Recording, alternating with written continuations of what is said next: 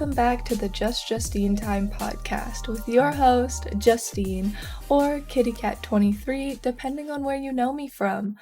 How is your wonderful day going? Is it going good? Bad? Well, no matter what, I hope you're getting through it. On today's episode, we are going to be talking about eating disorders and all the different types, the symptoms, causes, all of that fun stuff. And I'll even dive into my personal experience with eating disorders because if you did not know, I was diagnosed with an eating disorder in grade 7, but I have struggled with it ever since I was in grade 4. I will dive more into that when we get into it, but for now, I'm just going to tell you the different types, and we will get into my personal story later. So stick around if you want to hear my personal experience with it and how it actually led me getting into a hospital and all that fun stuff. It's not really fun. So when we talk eating disorders, the most common one that is brought up is anorexia. If you don't know what anorexia is, it is basically anyone who has it views themselves as extremely overweight while they are being extremely underweight. This usually Another way you can see it is body dysmorphia, but it is not typically anorexia, since body dysmorphia just means that basically what the person sees in a mirror, they don't actually see themselves. They see themselves as like huge or fat, etc., when they're actually average weight or extremely underweight. With anorexia, what makes that difference is that even though they see themselves as extremely overweight, they will not eat food out of fear that they will gain weight. So this basically means they will constantly monitor their weight. They will only eat certain types of food. This is actually categorized as safe food in the eating disorder world. And also they severely restrict themselves. So if you think about the daily caloric intake, women have to eat around, I think it's 1,800 calories every day, while men have to eat around 2,200. I do know that in recent years, I think that is not entirely true, but to give a daily, or to give like a general thing, with people with anorexia tend to eat like less than 500 calories a day. Think of like just eating an orange a day. That is what people with anorexia will do, and it is because people with anorexia absolutely fear calories, because calories equals weight gain, and this is how I saw the world. But I still do see the world in calories. Something I personally know, since when I was younger, I was in anorexic groups, and God, I love social media and online and what you could join. Basically, what you will do with this is that you try and exercise to cancel it out so that you're eating negative calories, and it is generally known that if you eat more calories, you will not lose weight. You won't see weight dropping on that scale as often. So some symptoms of anorexia is restriction, fear of gaining, and even in denial. A lot of people who have anorexia are in denial of it, and a lot of people a lot of parents who try and help their child when they suspect that they have anorexia, the child tends to not even think that they do, because in my personal experience, anorexia creeps up on you and you don't even notice that you're doing it until it's like too late. Again, I'll get into that later. It should be noted, though, that weight should not be the only diagnosis of someone with anorexia, as OCD symptoms can be present too, and that is with eating certain foods, only eating a certain way, etc. If you are wondering, well, what if people have anorexia but aren't the skinny figure that they're like supposed to be? What if there's someone who's overweight? Like, why can't they be diagnosed with anorexia? So they can actually, but it's not considered anorexia. It is called atypical anorexia, and this basically means that they meet all the criteria for anorexia, but they are not underweight yet. This is actually harder to diagnose, solely because the stigma of being super skinny means you have anorexia. If you are overweight and are starting to have anorexia symptoms and stuff, you will be diagnosed with atypical, since you aren't a stick figure, which I think is kind of a slap in the face to bigger people who do have anorexia, because like I've heard even in social media where it's like, well, how can you have an eating disorder if you're like 300 pounds. And it's actually pretty common because, I mean, someone who does get to that weight will tend to try and lose weight, and, you know, the fastest yet the most unethical way is to just not eat. You'll lose the pounds, but you'll also have a detriment to your health, you know what I mean? It's crazy. Also, a lot of anorexic people do go by the BMI, but I do want to tell you guys that the BMI scale is actually been proven inaccurate and it's outdated. So I know as of right now, actually, when I was at my heaviest, this was earlier this year, I was about 0.5 away from being overweight, even though due to my height and weight, I still had another 10 pounds that could be added, and I'd still be considered healthy. But on the BMI, I was considered overweight or obese. Like I said, I've struggled with eating disorders, so I do know that the BMI scale underweight is 18. I think right now I'm 22 in the scale, and I think overweight is 24. But don't go by that, because if you are a tall person, you are more likely going to be more on the BMI scale, because it doesn't account for height. So if you're a 6 foot tall woman and you weigh 200 pounds, you probably look exactly the same as a 5'5" person, 120 pounds. It doesn't account for that measurement. So that's basically it for anorexia. There's a lot of other things that you can get into where a lot of people with anorexia tend to have an Anna buddy. I had an Anna buddy growing up. She was actually my best friend back in grade 6 and 7. We are no longer friends. I mean, I could figure it out why.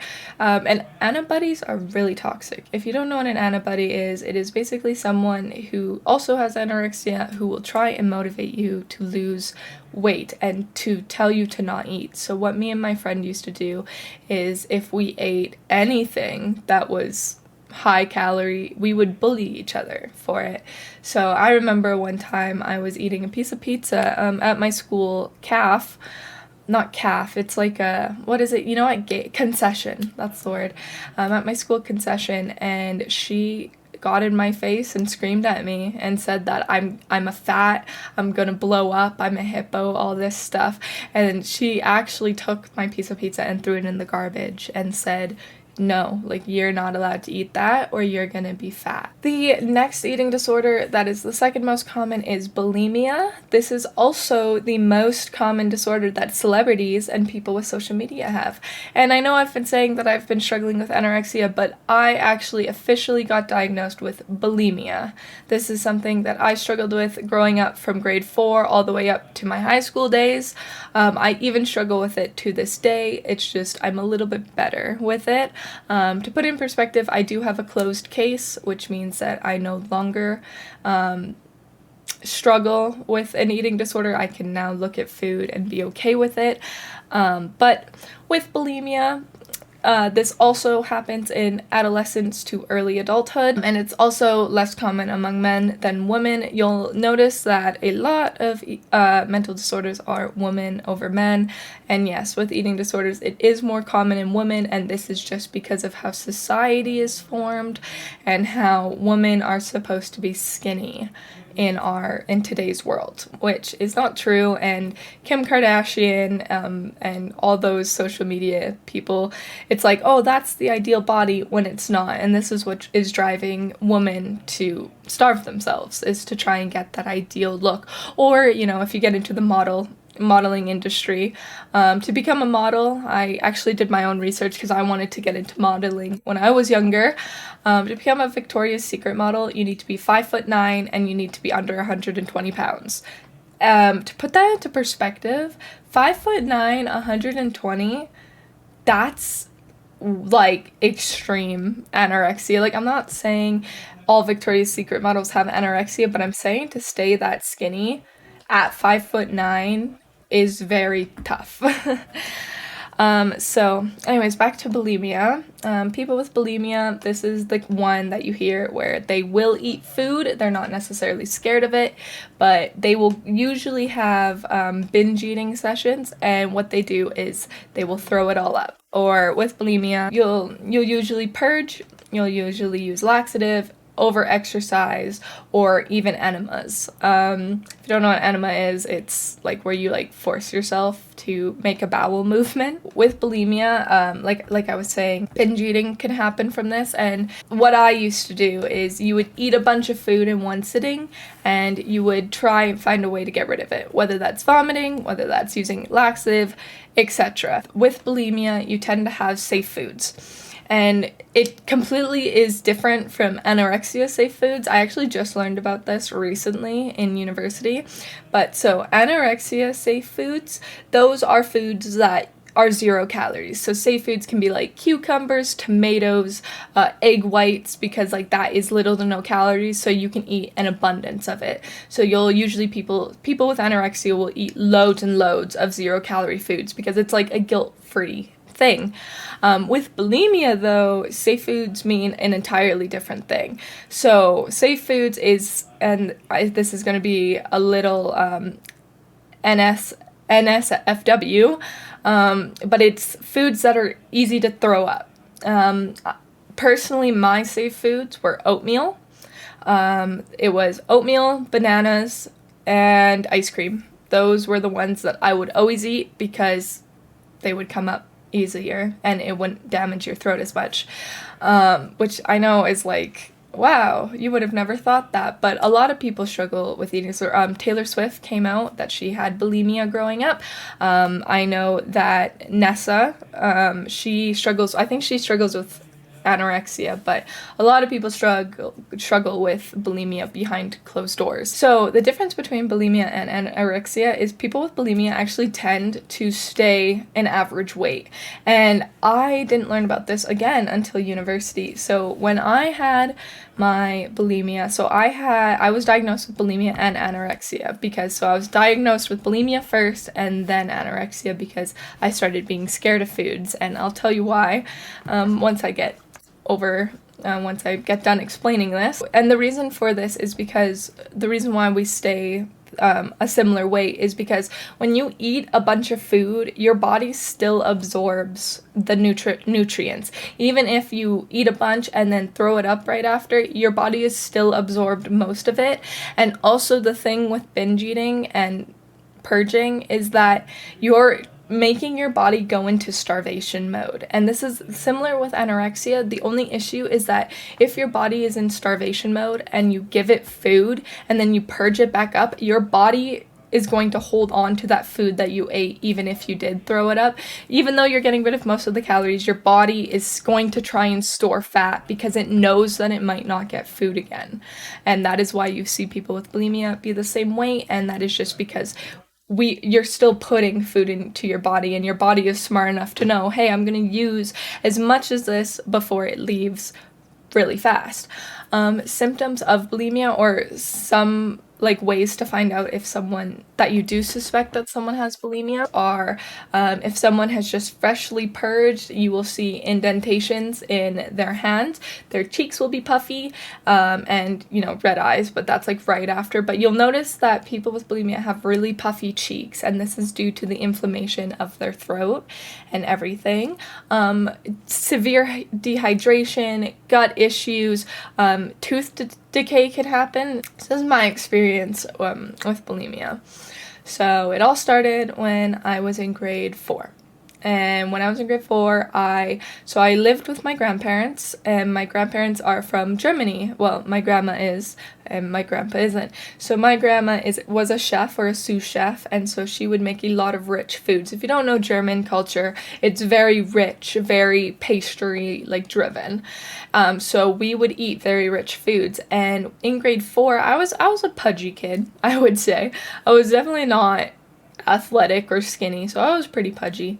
And in school, I would actually get bullied for being fat. So this, like I said, if your child is being bullied in school and specifically about their weight, please watch out, because eating disorders is a slippery slope. And this is exactly what happened to me, because I know my grandparents watch this podcast, and they're probably, don't blame yourselves, guys, because it's no one's fault except your own.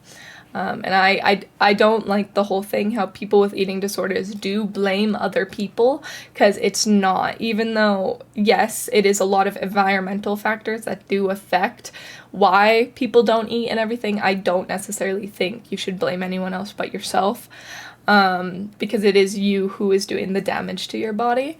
So anyways, I got bullied and I got called fat all the time, and this was when the internet kind of was like when I first discovered the internet. There was a thing called the Butterfly Project, and if you don't know what the Butterfly Project is, I've mentioned this before. It's different colored butterflies symbolize different mental disorders. And for self-harm, or I don't remember exactly. It's either self-harm or eating disorder is orange. I do know the symbol for eating disorders is orange and blue, but I think at the time I used to do the orange butterfly, which, yes, if you didn't know, I used to self-harm when I was younger.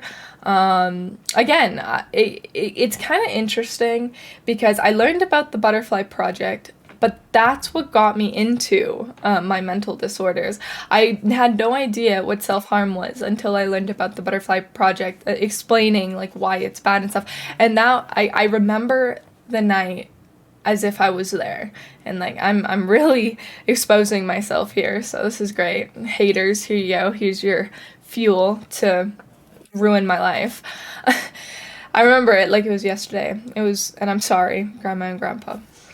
It was late at night, I was on the computer, I found out what the Butterfly Project was, and I was really depressed. I know, grade 4, you can't be depressed. Yes, you can. I was severely bullied, and the reason how it all started was, again, I was pudgy, and since sex education wasn't a thing, I started my woman thing when I was really young, and since there was no sex education, a lot of people thought I was going around sleeping with people, because, if you have your monthly, that totally means you're sleeping with people. No, that's not what it means. It just means that, I'm going through puberty. I hit puberty very young. Like I said, when I hit puberty, so when girls hit puberty, your voice drops, you start having body hair, you start growing boobs, the usual.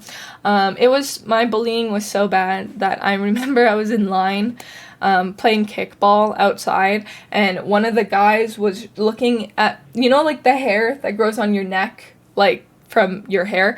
I got called a gorilla. And because I have dark hair, I have really like dark hair all over my body, and yeah, I would get called a gorilla every single day because I was fat and hairy, and it completely destroyed my self-confidence. Even talking about it right now is like making me tear up a little bit, because to this day I still hold that body image. And if you guys don't know, I shave my whole body all the time. I shave my arms, my legs, my stomach, my face. I shave everything, and that is purely from that one sentence that a guy said to me. It didn't help that it was my crush at the time that said that, and then it spread around, and so everyone just made fun of me for being a fat gorilla. So anyways, back to the night. Once I discovered about the Butterfly Project and everything, I actually went into the kitchen and grabbed a kitchen knife, and I just took it to my arm, and I started doing it, and it felt good. And it's interesting because it felt good not because it hurt, but it's because like you feel like you deserve it. And I think a lot of people who self-harm can relate to me when I say this, where you feel like you're not deserving enough to not feel the pain. So when you feel the pain of self-harm, it essentially makes you, like, I don't know how to explain it. It's very hard to explain. Like, when you cut yourself, the pain makes sense, where it's like, and scientifically, it's because endorphins are releasing. When you get hurt or when you cut yourself, endorphins will release, and that is why self-harming is actually really addictive. A lot of people don't talk about this, but when people who are self-harmers, you're probably, a bunch of people are thinking to me right now, being like, well, why would you want to cut yourself? When you first start, or when I first started, it hurt. I didn't understand why you would do it. And it wasn't until you keep doing it and then you keep getting those endorphins and then it starts feeling good. But the main premise for it starting is that you don't feel good enough to anyone. And so you just do it because, yeah, you just feel useless. It's like, I deserve these cuts on my body. And then it turns into an addiction where you want to feel that pain because the pain is the only thing that won't make you feel numb. So yeah, I did it. I actually did it on the top, not like the stereotypical on your wrist. I did it on the top of my arm. I don't know why. I was in grade 4. And then, yeah, I would wear the butterfly around, and I would get asked, like, why do you, like, wear a butterfly? And I would just be like, well, I like butterflies, you know, that's all. And it wasn't. And so then I started going onto Tumblr. If you guys don't know, Tumblr back in the day was just a huge, like, way for just mental disorders and, like, tips, like, pro Anna, pro this, everything. So I made a Tumblr account, and I would follow these tips. And again, I remember it was right after lunch on a weekend, and I ate food, and yeah, I went to the bathroom and I tried purging for the first time in my life. And what I did is, you know, the typical take 2 fingers, stick it down your throat, and try to make yourself throw up. And I'm gonna tell you, when you first do it, it is the most vile thing ever. I really wish I never did it. It is disgusting. You just force yourself to throw up, and I would start doing that off more and more. The thing is, though, is with bulimia, I didn't really have bulimia until grade 7. I stopped because, again, I thought it was so vile. I was like, you know what, I think it's just easier to starve myself. So that's what I did. I started starving myself, and I know my grandparents caught on to this very quick because I wouldn't eat. I would refuse to eat, and they would make me stay at the table to finish food, and I wouldn't do it. I couldn't do it. I was so scared of just gaining weight.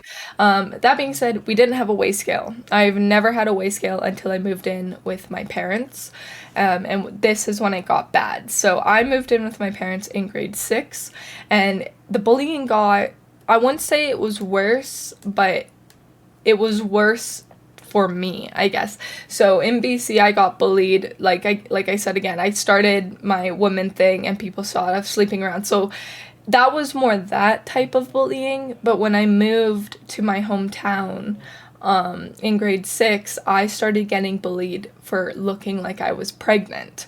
So I remember I was at the center. It was just a hangout spot back in grade 6, and someone was like, wow, are you 6 months pregnant, or are you just that fat? And that was the joke to everyone, is that they thought I was fat. And so this is, again, when I met my best friend at the time, and she knew a lot more than I did. And it's ironic because she taught me a lot, and I'm not blaming her, but she is definitely the gateway of why I fell into the slippery slope of my eating disorder.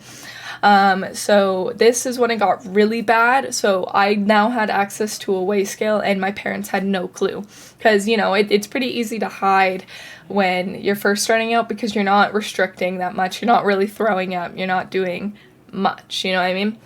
And it wasn't until grade 7, until I got caught, until I realized I had a problem. Because even though I was purging and all this stuff, I never thought I had a problem. I just thought it was normal, to be honest.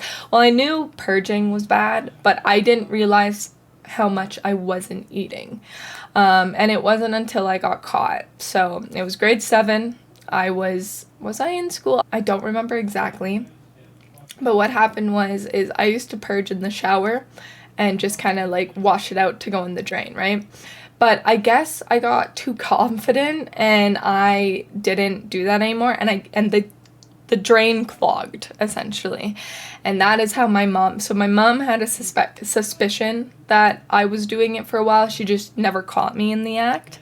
And it wasn't until I came out of the shower that day. And, you know, it's funny to think about now, because my addiction or my disorder was so bad that I would literally eat lunch and then be like, okay, I'm going to shower now. Like, put 2 and 2 together, right? And that's exactly what my mom did. So yeah, I came out of the shower, and then she literally stopped me in my tracks when I was gonna like walk downstairs, and she's like, did you make yourself throw up?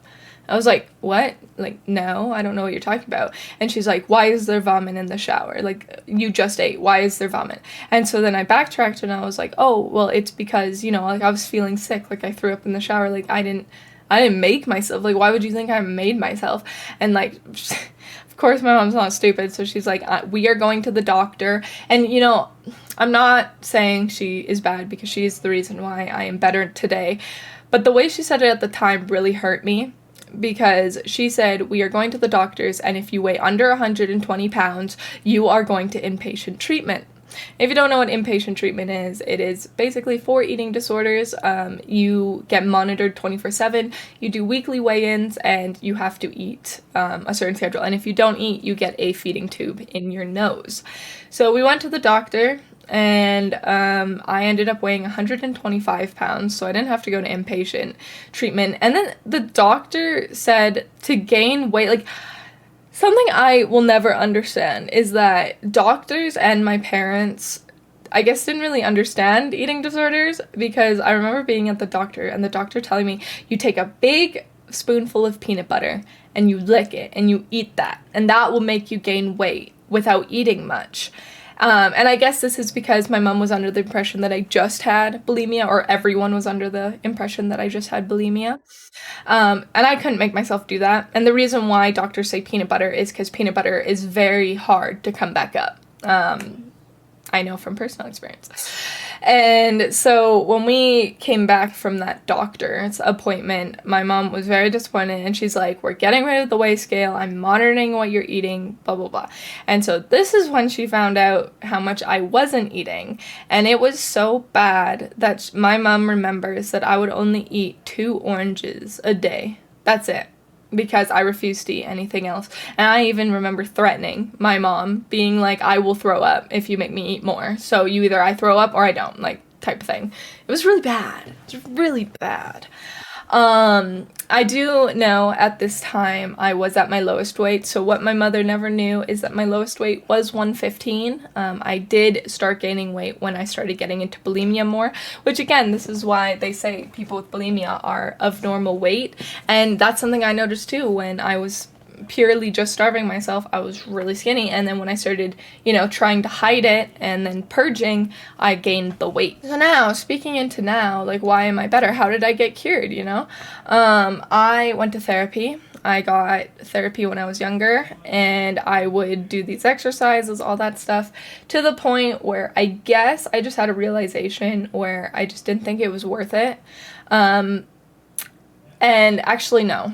That's not true. The turning point was when I went to the dentist.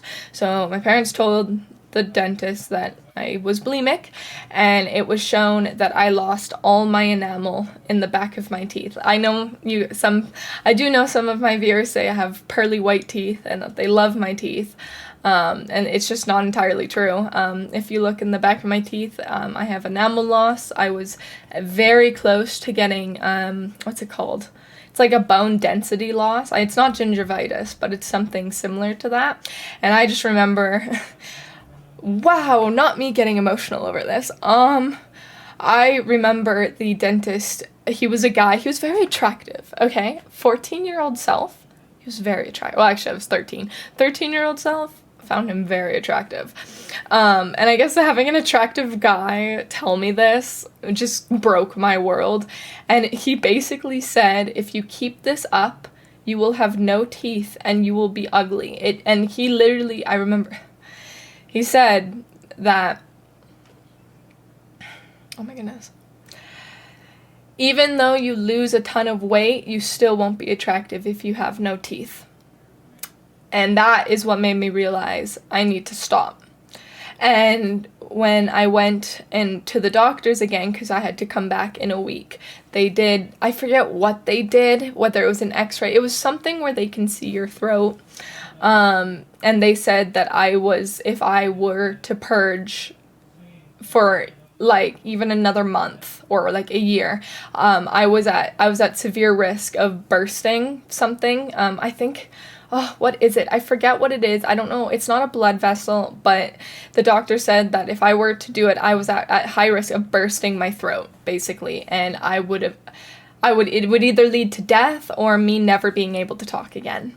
So that, I guess I got shock therapy because it made me quit cold turkey. I never threw up since that day at the doctor's, and since the dentist. I didn't do it. I was too scared. I didn't want to die. And then, yeah, I went into therapy. It got better, and I finally got my case closed in the end. The thing with this is the common things that I do now, it's actually one of the reasons why I am a foodie. I love food so much. I love food over clothes. And that's something that my mentality changed, because when I was younger, I was obsessed with clothes and fashion over eating. And one thing I would always tell myself is that, well, if you lose 5 pounds, you can use the money you would have bought for food to buy a new shirt. And that is exactly the mentality I had. And now I have a reverse mentality where it's, let's go buy good food and don't care about clothes. Don't get me wrong, my social media, and now I am getting back into fashion, but I'm not actively trying to like punish myself to get new clothes because I'm losing weight. Something that also has stuck with me, so like I said, my safe foods were ice cream, oatmeal, and all that. So there's a reason why I love spicy foods. If you know me personally, especially Brian, he knows that I love spicy food. I love the fire noodle challenge. I love spicy wings. I love pepper. Like, I love it. I love spice. What a lot of people don't know in my life is that the only reason why I like spice so much is because it deters me from purging. So even though I am recovered, it doesn't mean I don't struggle with it on a day-to-day basis. Like I said, I never really was diagnosed with anorexia. I did have a subtype, but I was mainly bulimic, which means I don't fear food, but I fear overeating. And it essentially means that if I get too full, even to this day, I will have thoughts of getting rid of it. And actually, I kind of struggled with it my first year of university. I got into laxatives. I know, like, ew, disgusting, right? And I actually had a laxatives addiction for, like, 5 months, I think, until, like, my stomach was, like, dying, and so I stopped. So I don't take laxatives anymore, and I refuse to take them because that's just a slippery slope. Essentially, laxatives make you lose water weight. And it's funny because in university I learned that laxatives don't work because you're just losing all your water weight, and as soon as you drink a bunch of water, you'll gain the weight back. And so that's what actually made me stop taking them, because I was like, well, it's pointless, you know what I mean? Anyways.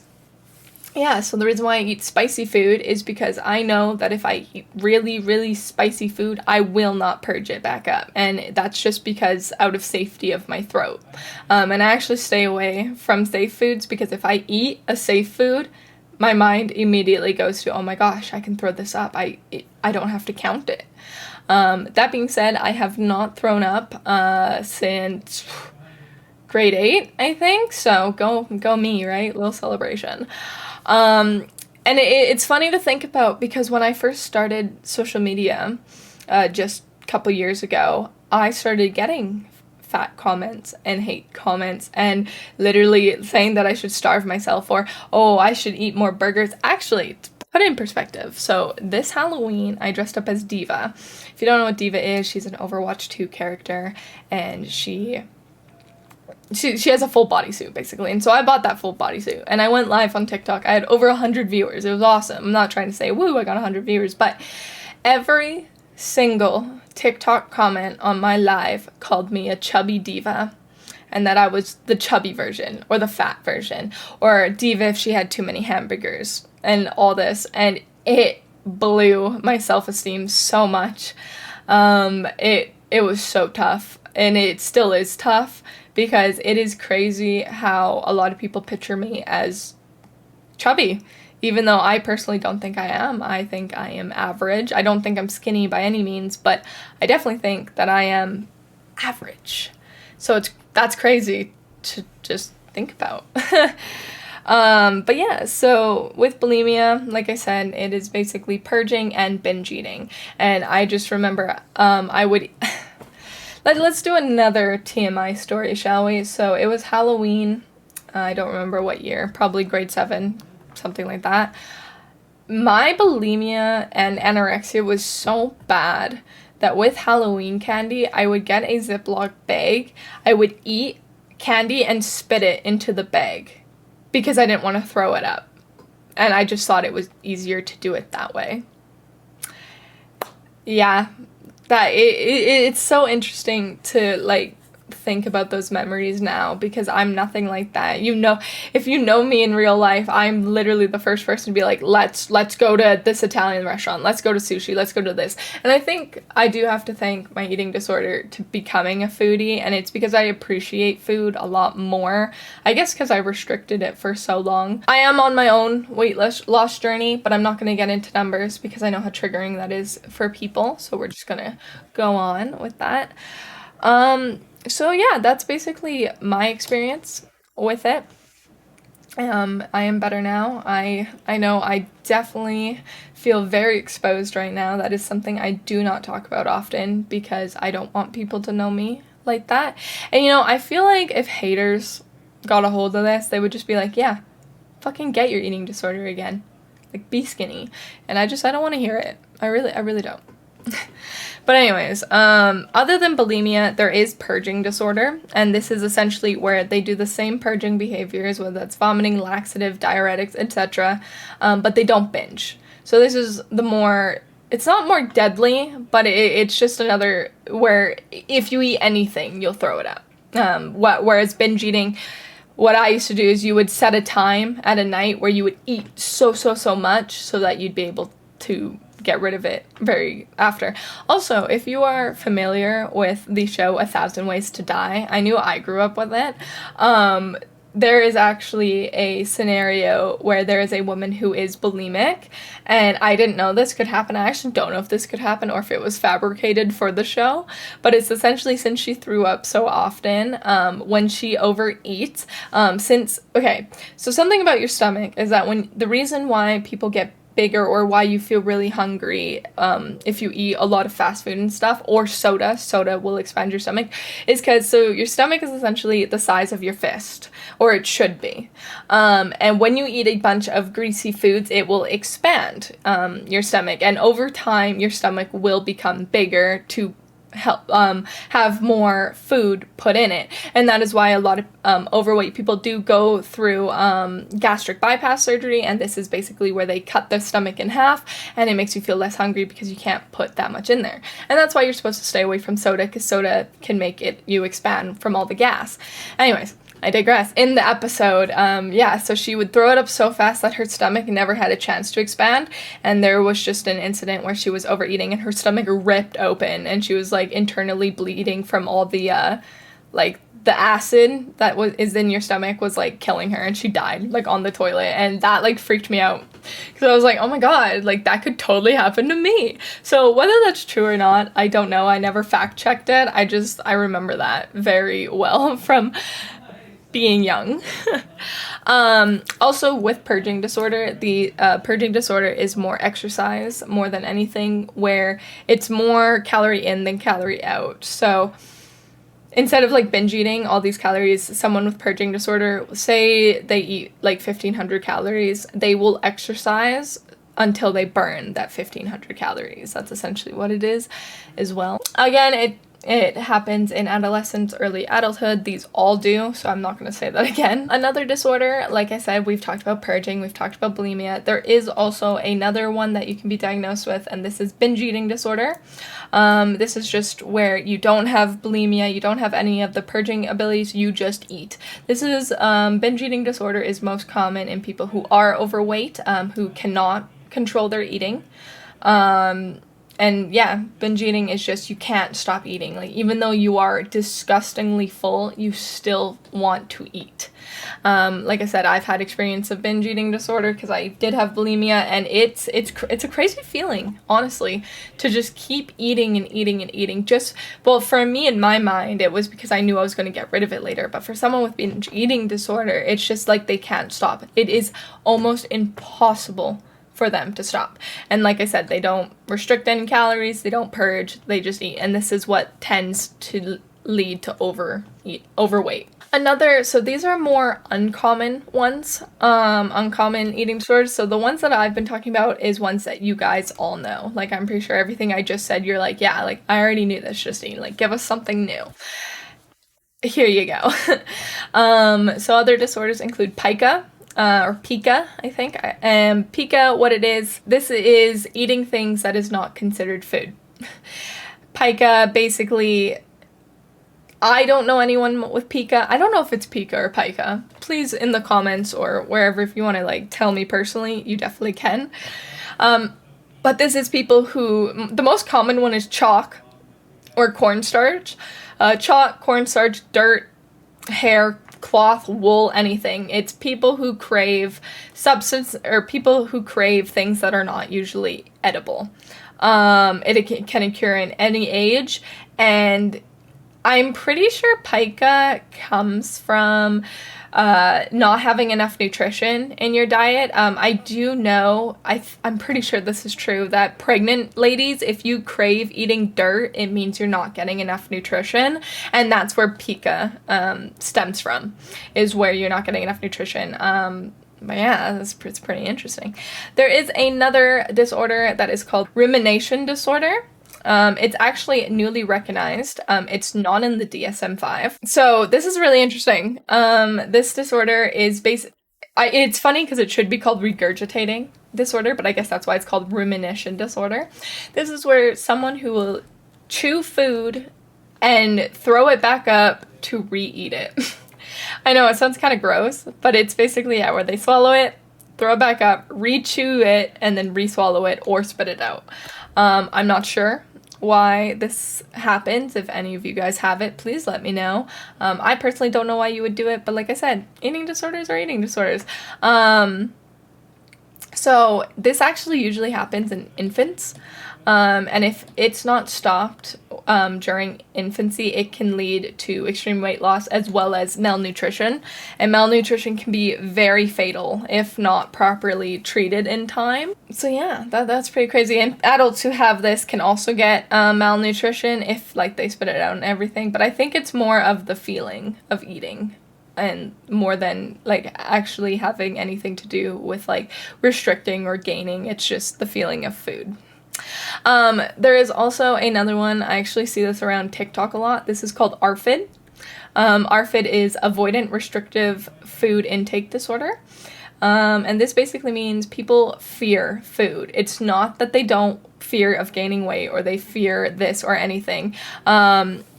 It was actually a replaced term for feeding disorder of infancy or early childhood. So if any of you parents out there, you may have heard this. I'm not sure because I've never heard it. And it was a term previously for children under 7. And it was termed that only children under 7 could get ARFID, but it was discovered recently that no, that is actually not the case. And so ARFID basically is, yes, fear of foods, certain smells, certain textures. I know the one girl on TikTok that I watch, she's doing a fear food challenge where she writes a bunch of her fear foods, which is like almost every single food, and she pulls one out and she tries and eat that food for the day. And she explains it as that she just cannot bring herself to eat it. I think her thing is a texture thing, but yeah, people with ARFID, it could be anything, and they tend to eat. I was convinced that my brother had ARFID for the longest time because this man would only eat rice and ketchup, and if it was not rice and ketchup, he would not eat anything. Like, he would literally be scared of it, and to this day, man will only eat chicken nuggets and chicken tenders. I'm not saying he has ARFID. I'm just, picky eaters tend to have ARFID, especially if it, goes into your if it goes more into your like later years. But like I want to express that ARFID is not just picky eating. It is way more than that. It is like, think of a phobia. It is literally a food phobia, fear, that just people can't bring themselves to eat food, which is like fair. There's also another one. It is called night eating syndrome. This is essentially where you will wake up in the middle of the night, or you will eat extreme amount of foods in the night alone, and it's often an awakening from sleep. So if you wake up in the middle of the night and are extremely hungry, you most likely have a night eating disorder or syndrome. Last but not least, this is the most recent discovery of eating disorders. I actually did a research paper in high school about this disorder. This disorder is called orthorexia. It is not recognized in the DSM-5 yet. Psychologists and everyone have been saying that it will be put into the next edition of it, and this is purely a social media disorder, essentially, but not really. I don't know how to explain it, but it's essentially people with orthorexia only eat healthy food. So you're probably being like, isn't that like every bodybuilder who eats chicken, rice, and broccoli? I'm gonna guarantee you that every bodybuilder has orthorexia. And what it is you refuse to eat anything that is deemed unhealthy in your eyes. So if you only eat chicken, rice, and broccoli, that was only you'll eat. You will fear sugar. You will fear milk, dairy, anything that is not considered healthy or that disrupts their healthy lifestyle. That is orthorexia, where you're too scared to put something unhealthy into your body. And it's really, people with this symptoms include, like, you will overly analyze nutrition labels to make sure that you're getting the proper nutrition, difficulty eating outside of home. Like, you'll never see someone with orthorexia go to a fast food place. They usually only eat homemade things or things that are very clearly, like, on a nutrition thing. And it brings them emotional distress if they have to eat like a piece of cake. And it sounds interesting because the argument that was made and the reason why it wasn't recognized for so long is that, well, isn't that just healthy eating? And it's the fine line. And this is something I will argue and take to my grave, is that anyone who is an avid gym rat who eats like, chicken, broccoli, and rice have orthorexia. Because if you are so scared to put something unhealthy into your body, that is orthorexia in itself. And it like I said, some people will probably get mad at me and be like, well, no, that's just healthy eating. Like, I don't have orthorexia. Like, I can eat a piece of cake. It's like, yeah, if you can eat that piece of cake, then you don't have it. But there is bodybuilders out there who, there's one on, I know I keep bringing up TikTok, but this is like where I get all my news from. There's the one bodybuilder who stopped being a bodybuilder because of the video that went viral of her where she ate half of a sugar cookie and started crying. And I think she said during that time it was just because she hasn't eaten something like that for so long.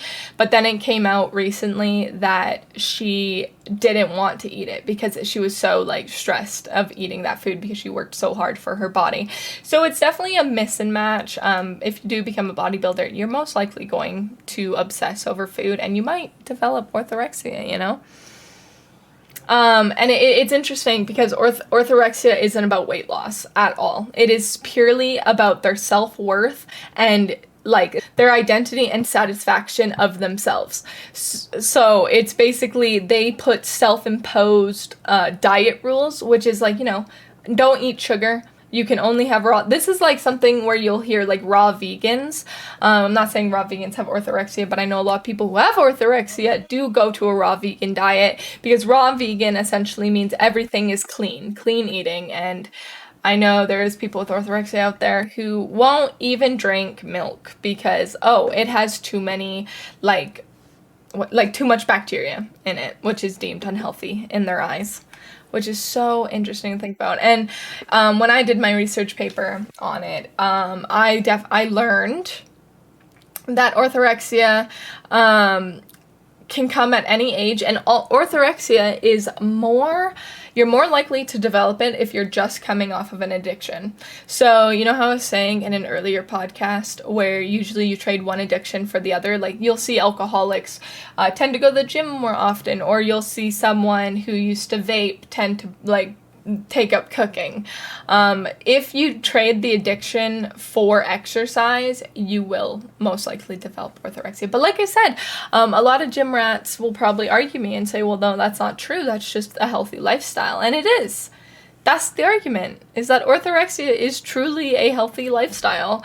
And it is honestly the best eating disorder to have, because technically you are not doing anything wrong to your body. You are just healthy eating, which in a lot of people's eyes is good job. Like, you usually get saluted for it. And it's interesting that a lot of doctors are now saying that it's not a good thing. And that is something, like I said, it's a huge debate out there where it's like, well, is it orthorexia or is it just healthy eating? But the reason why it's orthorexia is because, like, if you're gonna cry over eating a piece of cake, like, that's not good.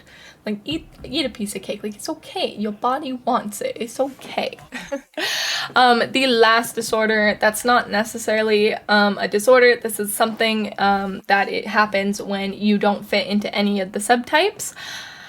This is called EDNOS, or eating disorder not otherwise specified. To be classified as EDNOS essentially means, so you can't get diagnosed as anorexic if you still have your period. I don't know if you guys know this. Well, I do know you can, but most people who have severe anorexia lose their period. So if you still have your period but have a fear of foods, you are most likely going to get diagnosed with EDNOS, because you have to meet, so in the DSM-5, you have to meet 5 to 7 of the criteria. I think there's like 12 criterias, and you have to meet 5 to 7 of them. 5 meaning you have it, 7 meaning you severely have it. And if you only meet 4 of those, you will probably be diagnosed with EDNOS. And like, it's the same thing for bulimia. If you only throw up, say, only once a week, but you can eat all throughout, you will be classified as EDNOS, because bulimia is every time after a binge eating disorder. So yeah, those are basically all the different disorders. I do know there is some other ones out there, but they aren't in the DSM-5 or anything like that. Those are more socially constructed. But now we're going to get into some causes of it, and the major cause is environment. Whether that's home environment or social environment. This essentially means that social media is the number one cause for eating disorders, which is crazy to think about, because the internet, like, didn't even exist, like, however many years ago. But environment is the biggest factor. The reason for this, family environment is a huge thing. Like I said, I don't blame my grandparents, but they were definitely the start of my downfall, and that was solely, they didn't even do anything wrong. But it's the fact that if you make rich food, and if you make someone stay at the table when they haven't finished eating, it can develop into an eating disorder. Or I do know my dad, I love him. He never meant anything wrong, because he's a joker. Like, he loves to joke, right? He used to always call me Two-Ton Tessie. That is something that has stuck with me. Even though I knew he was joking, and my mom said he was joking, I didn't think he was joking, you know what I mean? And so it stuck with me. And that's the thing with environment, like, and especially social media. If you are flooded every single day with these skinny models and just skinny people, or Kim Kardashian or anyone, like, of course you're gonna want to be like them, especially if you're getting comments in real life or online that you're fat. You're gonna want to not be fat, right? And it really does suck, because I do know the other side of it, where a lot of people say that having an eating disorder is just being lazy. I got called lazy by a doctor once for this. The same doctor that told me to eat peanut butter. Don't really like that doctor. But it is true. We do have to admit to ourselves that it is the easy way out, even though it isn't, because, you know, the true way to lose weight is exercise and good diet. You can eat 1,500 calories a day and still lose weight as long as you're not eating fast food all the time, and if you're exercising the calories, right? But then again, like, leads to the argument of orthorexia, right? But, like, I don't know. Everything's a disorder nowadays. But no, so that is essentially it. Family environment, home environment, school environment. Again, bullying, number one cause. That is literally the reason why I got my eating disorder, was bullying. Genetics, so there is more research going on that genetics do have a key link to it, that if your mom or dad had an eating disorder, you are most likely going to get a disorder. It has been determined that there is specific genes that do cause eating disorders, but those genes haven't been found yet. It is just known that it is correlated with if your parents have it, you most likely will have it. Now, it's interesting because I don't know my biological mother, so I don't know if she struggled with eating disorder, so I don't know if mine's genetic or not. All I know is that I'm pretty sure mine is environmental mostly. Another cause is chemical imbalances. So it is similar to imbalances in the brain, as in like depression and everything. Specific chemicals include cortisol, tryptophan, and dopamine. So cortisol is related to the stress hormone, and it's really interesting because so when you do get an eating disorder, or if you do have one, the more fat you lose, the worse you're making it for yourself, because fat is needed to produce chemical messages. So it also allows the body to create a normal functioning, like you need a specific amount of fat on your body so that your body can regulate itself. Essentially, the body is burning fuel, and if you have no fuel to burn, it's going to take from other resources like your muscles or your brain fat. There was a study done where if you are severely anorexic, think Eugenia Cooney. I'm pretty sure we all know who Eugenia Cooney is. If you don't, please don't go support her or anything. She is in a very, very critical eating disorder right now, and she knows what she's doing. She knows she has one, and she just doesn't want to get help. And, to each their own, right?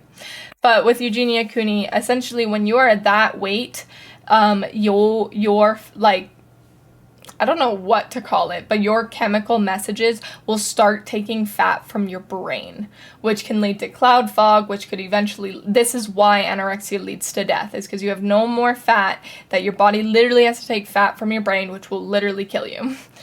Literally, I'm sorry, I'm saying literally so much, but that's exactly what happens. Also, with chemical imbalances, this also includes coping mechanisms. If you have a specific bad coping mechanism, it's because chemical messages in your brain are telling you to do this. So when you fall into anorexia, your coping mechanism will be not eating.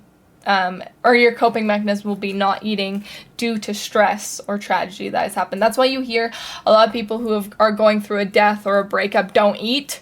And this isn't necessarily that they have anorexia, it is just because it is a coping mechanism. So again, with eating disorders, the number one reason why people usually get it is, it's not the number one reason.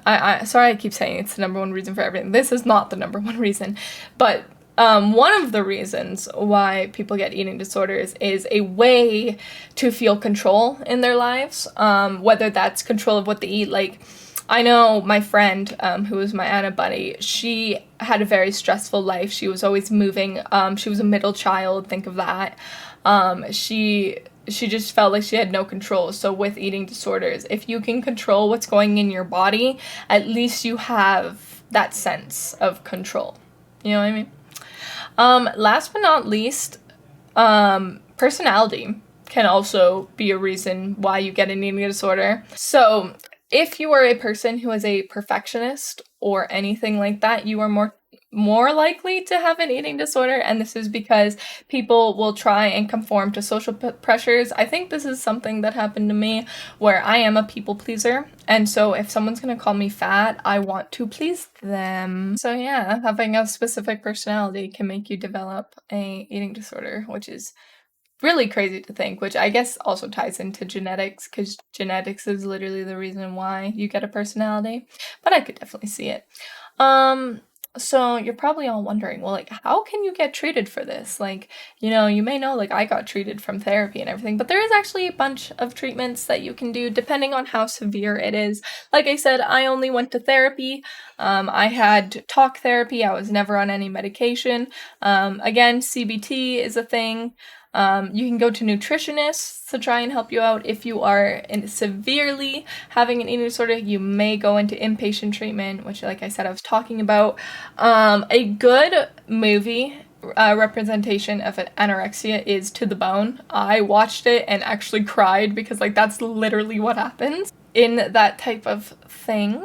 But yes, so CBT is the most one because essentially you're trying to rewire your brain into thinking, yes, eating food is good, because medication actually does not really work. I do know that if a lot of people with eating disorders do tend to have depression or anxiety, so you may get prescribed antidepressants or anti-anxiety meds to try and help it, to see if it's the stress that's causing you to cope into just not eating and stuff. But usually it is therapy or nutritional counseling. And the reason why you go to nutritional counseling is because they try and tell you that, hey, eating 500 calories is not healthy. You can eat 1,500 calories and like still maintain your weight if you eat like this instead of this. You know what I mean? Also with medications, so this is more in if you have binge eating disorder.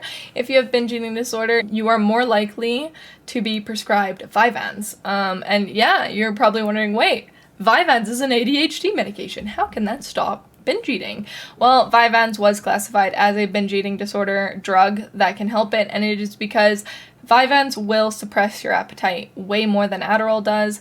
It's also can only be taken through your digestive system. You can't like snort it or anything. So when people with binge eating disorder will usually take it to control their eating habits because, ADHD medication kind of makes you just not like food, essentially. But it's interesting because I do know, like, one of the person I used to know is on Vyvanse, and she said that she's never had an eating disorder or anything like that, but she lost like 30 pounds and now she's like a twig, and she eats, she just doesn't like food. So it's crazy to think that like people with ADHD most likely might like lose a bunch of weight if they're specifically taking Vyvanse over anything else. But yeah, so that is basically all the different treatments. Again, the basic journaling, all that stuff. Actually, no, I'm not gonna say journaling because that is something that is actually bad. A lot of people who have eating disorders keep food journals. If you don't know what a food journal is, it is where you track every single calorie that you have ever eaten. So don't journal. Don't do it. But it's really interesting because I can't necessarily say journaling, exercise, diet, like it's almost impossible to get someone with an eating disorder to just eat. It's literally, the whole, if you have depression, you're sad, well, just smile. That's literally saying someone who has just eat. Also, something I want to get into is skinny shaming. So this has just recently kind of come up in social media where there's a lot of body positivity out there, and fat shaming is a thing. Well, a lot of people don't really talk about skinny shaming. And if you're not a skinny person, you will have no idea what I'm talking about, and you're probably going to say, well, isn't that a good thing? But no. So I had a friend in high school. She is very small. Think 100 pounds, and my height, which is 5'6", so she's very skinny. And I was friends with her, and I kind of suspected she had an eating disorder, and it wasn't until one day we were all talking and she finally said where she's been trying to actively gain weight. And I was like, why would you want to gain weight, right? And she said how she can eat and eat and eat, but she never gains weight. Like, she eats McDonald's, she eats this. I remember she said she's been trying to eat 2 meals at McDonald's just so she could gain it, but she just has a hard time. So there, you probably know people out there who can eat and just never gain weight. That is just purely genetics.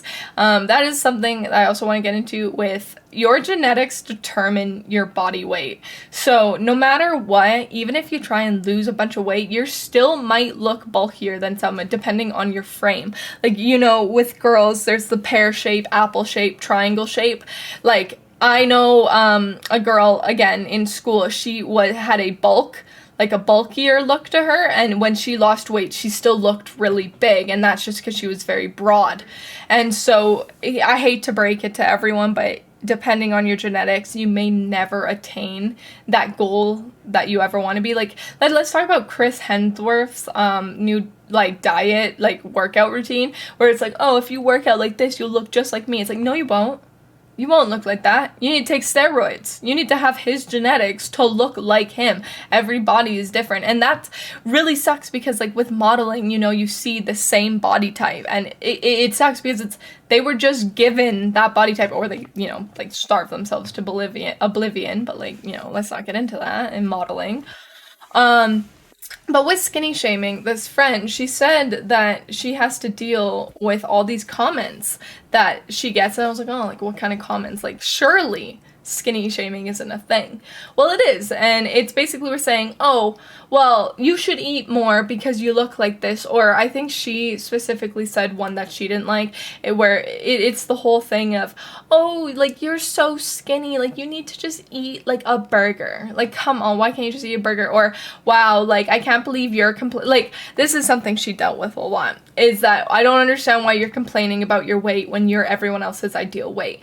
And that's something that is similar to, like, everyone, where it's like, it's not her fault that she wants to gain weight. Like, it's everyone's, like, internal battle, right? Where, like, skinny to one person, she thinks she's overly skinny and she wants to gain weight. Yet to another person, it's like, well, I would want to be that way. I don't understand why you would want to gain it. So that's essentially what skinny shaming is, where it's just like, you shouldn't be eating like that to stay your weight. Or there's another one where if you are in a bigger family and you go on a weight loss journey, a lot of people will think you're self-centered, where it's like, oh, you only think about yourself, that's why you're so skinny. Or, oh, like, come on, why can't you just, like, eat a burger? Like, it's not that hard. And that's essentially what skinny shaming is. And it's not really talked about because, you know, skinny people don't want to seem entitled that they worked hard for their body or have the disorder. But it's very common. And I myself, when since I've been on my own weight loss journey, I do know, I have had a few comments here and there that said, oh, I see you're slipping into your disorder again. And it's like, no, I'm not. I am just losing weight. Well, why are you losing weight? Is it for someone? No, it's for myself. It's like, well, like, isn't it pretty selfish? Like, you look good already. Like, why would you want to lose more? And I've noticed that the more weight you lose, the more comments you're gonna get about why you weren't big. Or why you aren't big anymore. Like, why weren't you okay with what you were? And, like, people get so triggered about that. Like, I know someone who was talking to me who was like, you know, like, I know you've lost blah, blah, blah pounds. Like, why? I don't understand. You looked good before. And I was like, oh, you know, just because I didn't feel good in my own body. And they were like, well, you should, like, why wouldn't you feel okay in your own body? Like, you looked good before. Like, are you trying to impress someone? No, like, I'm just trying to impress myself. Well, you should, like, get over that because, like, it seems like you want to starve yourself for attention. And it's like, I'm not doing that. Let me, you know, be me. Why can't I be me? Though if you are struggling with any type of eating disorder, I do say please get some help because in the long run, you will end up hurting yourself. With anorexia, like, you will literally starve yourself to death. With bulimia, you have a chance of rupturing your throat. You have a chance of losing all your teeth. Like, just because you want to be skinny in the end doesn't mean that you are going to be healthy in the end. And I know people with eating disorders don't care about being healthy. They care about that number on the weigh scale, and it doesn't matter. Something that really got me over it was that 5 pounds of muscle, or what is it? 5 pounds of muscle is denser than fat. So if you start working out, this is something I noticed. When I started working out, I started gaining a lot of weight, and I was like, freaking out because I was like, well, why am I gaining weight, you know? And it's because of muscle. Like, just because your scale says a number, it doesn't actually mean you look like that, you know what I mean? And that's something that takes a long time to figure out. And it really, I do hope everyone who struggles with any form of eating disorder, like, gets through it. Like, trust me, we are in 2022. You can eat whatever the hell you want. You have one life. Literally one. If you want to eat and gorge yourself, like, not like binge eating, but like, if you want to eat that piece of cake, if you want to eat that pasta, like, go eat it. Like, oh my goodness.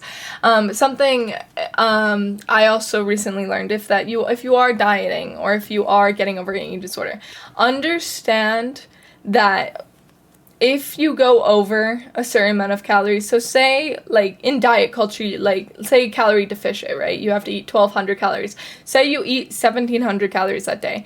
Just because you eat that amount of calories that day doesn't mean it's going to set your whole week for failure. Because if you eat 1,700 this day and you eat 1,200 this day, 14, 1,200, 1,000, never eat.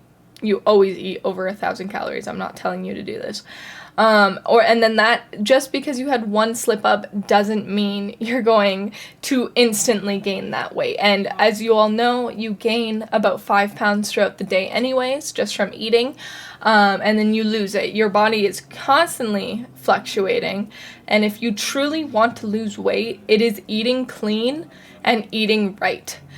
In the right amount, like, you know, where they say eat in moderation, do that. If you want cake, don't eat the whole cake. I mean, eat the whole cake. If you're going through a breakup, or if you're pretty emotional and you want to eat that whole chocolate, go eat it. No one is literally stopping you.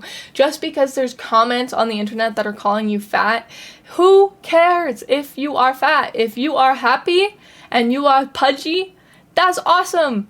I was pudgy and I was happy. I am now the way I am, and I am happy. You know what I mean? Like, you can be happy and be overweight. Like, don't get me wrong, if you're starting to edge over 700 pounds, that's a problem. But, you know, I'm not swolnormous. I'm not going to get into fat shaming or anything. Maybe that'll be another podcast about body shaming, body positivity, because I will say this. I am all for body positivity, but I am not for eating yourself to death. I am not for to the point where you are so big that you are endangering your health.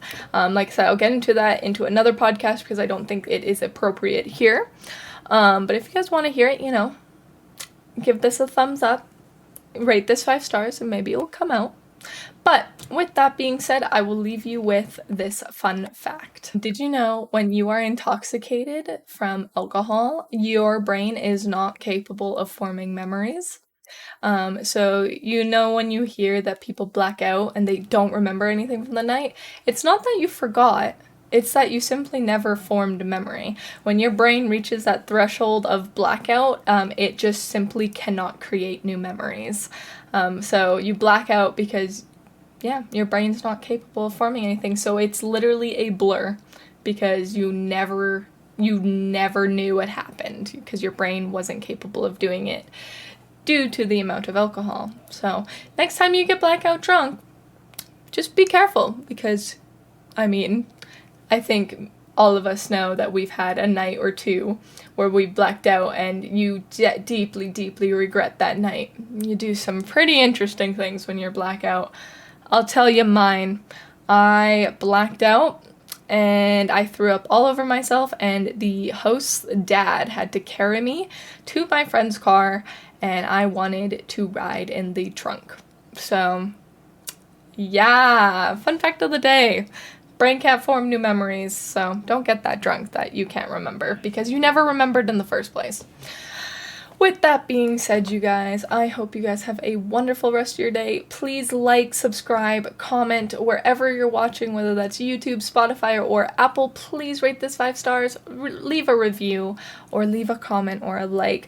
We are very close to actually getting a rating on Spotify, and I really, really hope it's 5 stars. So if you haven't already, please go rate it because numbers make me happy.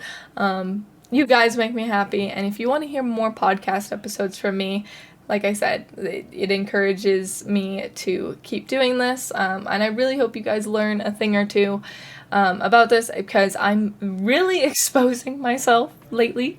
I feel like the podcast is like really personal, and you know, you get to know me on another level that you never really got to know before, you know, so hope you guys are enjoying all of this. But with that being said, thank you guys for listening to the JJ Time Podcast with your host, Justine. With that being said, the next episode we are going to be going into PTSD and trauma. So if you guys want to hear a little bit about that, well, stay tuned for the next episode. I hope you guys have a wonderful rest of your day or morning or night, wherever you are. I hope you're getting through it. I love you guys, and goodbye.